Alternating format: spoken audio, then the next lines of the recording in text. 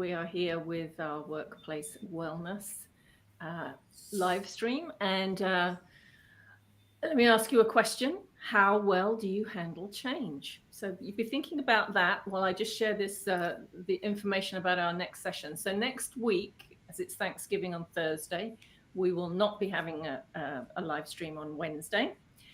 So we'll skip next week. But the following week, we're doing something very different. We are actually hosting a virtual roundtable discussion to talk about the topics of wellness in the workplace. So whether you work for somebody else, whether you're a supervisor, a manager, a business owner, an employee, or even if you have your own solo business, you might want to think about coming to join us. It's free to attend. We'll send you the link. We'll put the link in the comments for where you can learn more and register. But that just want to have a discussion with you about your thoughts on workplace wellness, your experiences, any questions you have, and just generate a really good discussion. So we will be doing that on December the 5th, and that's at 3 p.m. Pacific and 6 p.m. Eastern. So I hope you can join us, and we will put the link in the comments. So how well do you handle change? Alyssa, let me ask you that question. How well do you handle change? That's a very interesting question because I think better now than before. Before, it used to be challenging for me because once I adapted to the circumstances, then change came again, and change came again, and change. So it's like as I think of this question, I think about my kids, I think about my professional life, I think about when I migrated from my home country here. So life has been changes. It's all about changes all the time. So there is no constant but change. And so just thinking about the earth rotates and a day it's already a change and we go from morning to night, then change is to be expected. Sometimes change can be difficult, sometimes change can be something we look forward to. So I think it's just a matter of being aware of what's going on with us and why it may be maybe difficult for us to adapt to that change. And like we always say, awareness is the key to many of these um, things that we go through, challenges.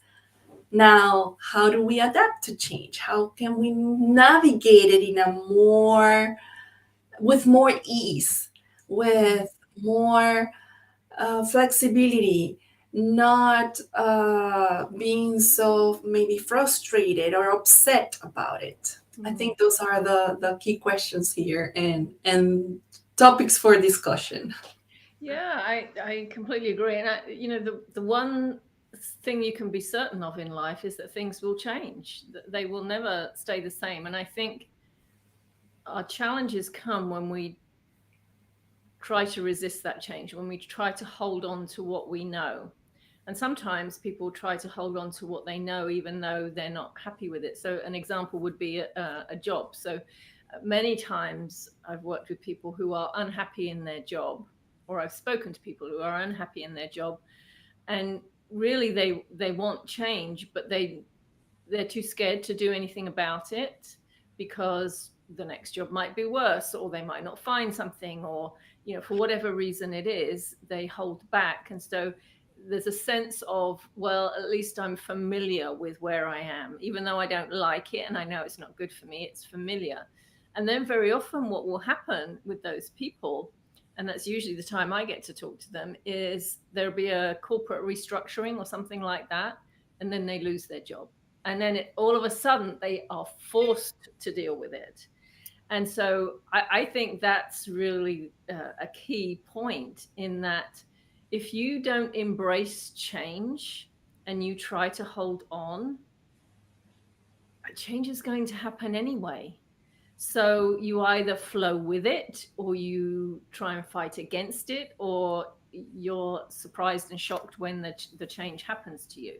And, like you, I've actually lived in 5 different countries and 3 different states within the US. So very often I've had to start over, right? Not knowing anybody and just starting again. So I have learned actually to really appreciate change. And the more fearful thing for me now would be staying still and staying stuck and holding on. I embrace change. I look forward to it. And when you do that, I think you can more easily direct the change that happens in your life rather than having it happen to you. You can kind of create it in a way that feels better to you.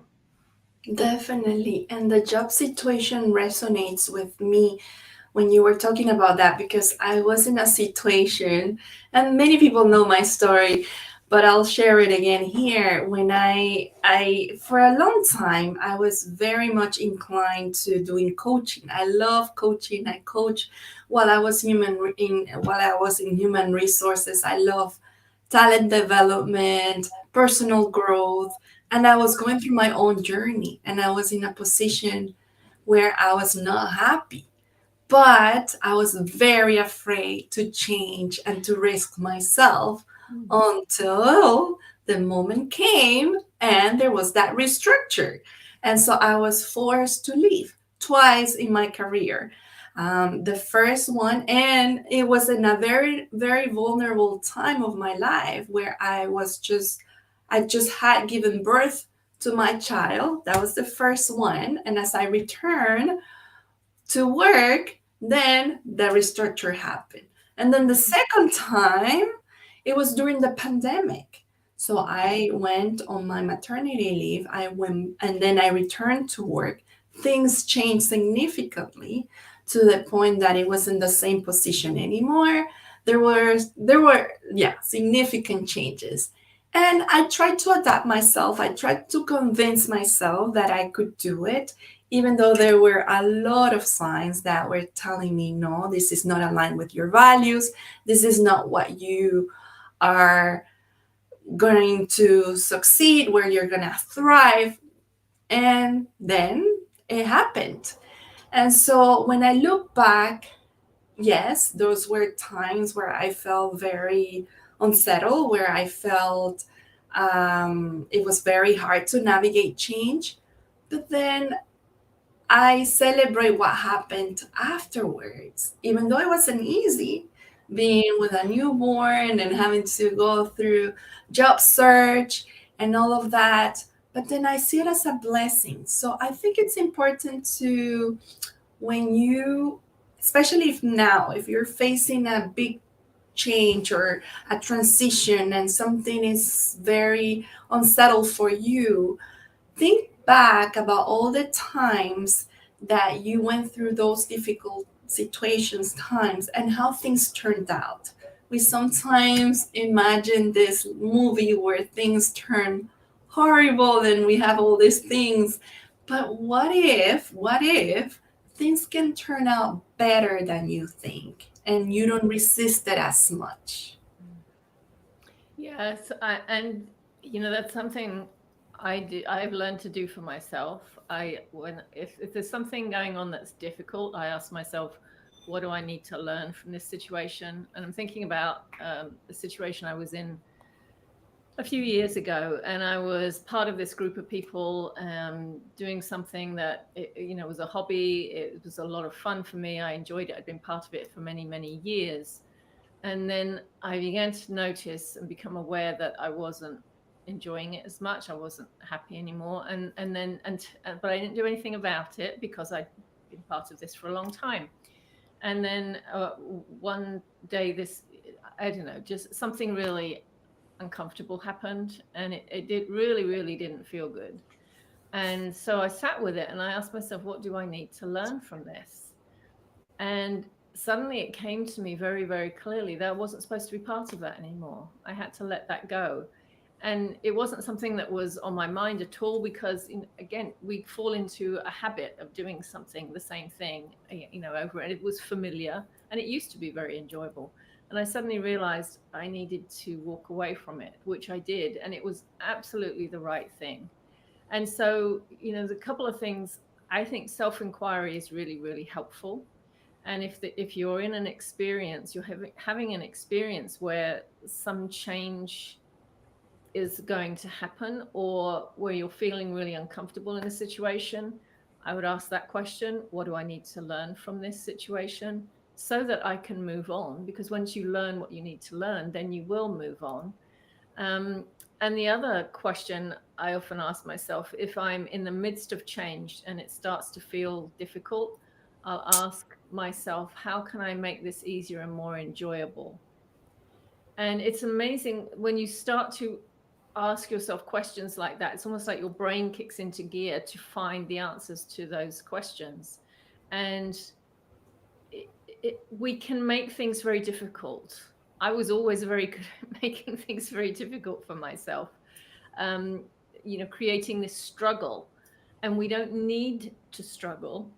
We struggle when we resist, when we don't accept what's happening, when we say it shouldn't be happening, I don't like it, I don't want it. Well, it's happening. So you saying it shouldn't happen or I don't like it won't change the fact that it's happening. But what will change it is if you say, okay, it's happening, I accept it. Now, what do I need to learn from this? And how can I make this more enjoyable and an easier process for me? And it's amazing how that can truly just make you feel lighter and enable the situation to unfold in a way that really serves you and supports you. Definitely.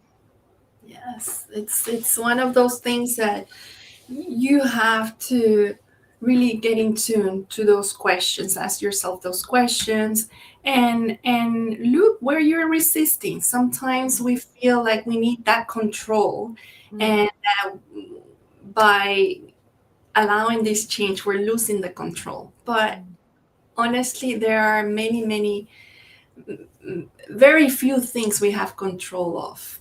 we mm. we may think we do have a lot of control, but Mm. not that much. No, it's an Things illusion. change We very think, fast. yeah, we think we have control. The only control you have is over yourself, how Yes, you respond to something that is yes, happening. And the more self-awareness you develop, and the more you know yourself and you know what's important to you and you know what you want, the more you can direct your energy towards that and ensure that you move towards that in a much healthier, more positive way, rather than, sometimes we hold on because it's what we know, what we've always known, or this is the way we've always done it, or this is how it's always been, or I can't change because this is the way I've always been. That's None of those things are true. You can always convert a difficult situation, or what seems like a really uncomfortable, difficult situation, into something that is really positive and beneficial for you, if you are willing to let go, stop holding on so tightly, and willing to explore the possibilities. Because one thing I know for, for certain, I've seen it over and over and over again, not only in my own life, but in the lives of the people around me and my clients, is that when we stop resisting and we learn how to accept and go with the flow, direct our energy in a way that's more supportive, usually what happens is the change, like you said, is so much better than we could ever have thought possible. yes. Right. And by holding on, you are stopping that from happening. You're stopping that flow. Hmm. You are. You're You're getting in just your like, own way. yes, yes, Mm. yes, yes. And it's Yeah, interesting because I have an analogy, and I love tennis, and I know you love tennis too. I do. And one of the things that my coach keeps telling me is don't hold on to the racket so hard. And Yes. it's like that with everything in life. Why we Mhm. hold on so hard to the things? And again, we want that control. But what if we allow things to flow? What if we don't hold that racket so hard and we Mm. still do the movement, and the ball is gonna be even it's Yeah. gonna go faster, it's gonna have a better spin, it's gonna have a better effect, so many things. Yeah. It's like that in life. um, Yeah, well, talk about tennis. Okay, I'm going to use a tennis example. I remember having a lesson with my coach one time, and he said to me, "Okay, I want you to hit nice deep shots just inside the baseline." So here I was trying to hit these shots just inside the baseline, and they were mostly going out. And I was getting more and more frustrated with myself. And he said, "Okay, now I want you to just not focus on where the ball's going to land, but just focus on hitting a good shot. Just focus on the movement, on the, hitting the ball. Just focus on that and relaxing and really just hitting the shot, and don't think about where it's going." Then all the balls landed inside the baseline. So while I was trying to make them land where I wanted them to land, they Yeah. wouldn't. Yeah. But when I relaxed and let go and just let myself play, the shots were amazing. And that's really how it is in life. And It I is. tell you, I learned so much in terms of personal growth from my tennis. Me too. Yeah, great life lessons to be learned from that. Yes, it is about that. You do your best, but be in flow. Enjoy the journey. That's Yes. the best you can do. You can't control. It's like I have a group program coming up on Friday. I wish I had more people register, but I'm happy where I'm at right now. Mhm. This is where I'm Mhm. supposed to be, and Yeah. I'm trusting the process. Do I Yeah. like it? Sometimes I don't. It's normal, Mm. but I give myself permission, and that's important to Mm. acknowledge, to give yourself permission and grace through the process, and just say it's normal. Well, yeah, it makes sense. I feel this way. Mm. Well, you can say, another phrase I like to use is, even though this Even isn't what I wanted, yeah, I can choose to embrace it, accept it, um, enjoy it, right? I can choose something different. I can choose to not resist it. Even though it's not exactly what I wanted, I yes. can still have a positive experience. I love those sort of statements. That's what we Yeah. use in EFT tapping. Yes. Yes. Yes. Of course, you use those in You talking, don't are you? you are Yes. Mm. acknowledging the problem, the Mhm. issue. You are not sugarcoating or, oh yeah, Mm. everything is gonna be great. No, Mm. even though this is not working out. Well, I choose to have compassion for myself, or I choose to acknowledge that this is how I'm feeling right now. Yeah. Well, and I love the phrases actually that you use in tapping. I think one of them is, even though this is happening, I choose to completely love and accept myself. Right. That's one And phrase. sometimes that's not the case. I don't love Yeah. myself right Yeah. now. Yeah. True. You can always turn One day whatever it is, I whatever. love myself. Yeah. Or I am willing to learn how to love myself. Yes, I'm willing to. Mm, Yes, yeah, yes. even if you don't at the moment. Anyway, again, so much more we could say about this. But here is our invitation for you to join us in a virtual roundtable discussion, which will be held via Zoom. And we will just have a great discussion with the people there about what workplace wellness looks like for you, what changes you might need to make, whatever comes up. We are looking forward to a really engaging and interesting discussion, and would love to hear from you. So, like I said, it's no cost to attend it. We'll put the link in the chat so you can find out more about it and register. We are limiting it to 10 people to register, because I think the bigger it is, the harder it is to have a discussion. So it'll be a smaller, intimate group, and I anticipate a great discussion coming from that. Okay. Sounds great. And so that is December the 5th, right? 3 p.m. Pacific and 6 p.m. Eastern. So thank you again, Alyssa. Thank you, Linda. I hope you have a wonderful Thanksgiving next week. You as well. Thank you. And Grateful for everyone out there who has yes, joining us, commenting, and so much to be grateful for. And we're grateful for everyone who watches these, yes, because yeah, we do them because we enjoy them, but I hope we are bringing value to people too. Okay, so no live stream next week. The next thing we're doing is the roundtable discussion on December 5th, and hope you can join us. So thank you, Alyssa. I look forward to seeing you on the 5th. thank All you, right, Lynn. take care.